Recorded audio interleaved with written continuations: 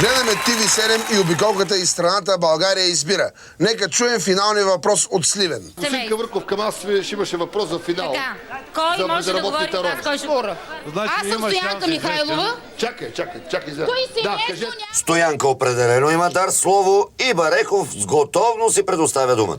Той семейство няма къща, няма дом. Бездомни са. Едното дете умря. Въшкави, гнидави, никъпани, без вода, без ток. Проблемът на тези деца е сериозен, а жените за тях така се трогнаха и разстрояха, че отстъпиха крачка назад при думата гнидави.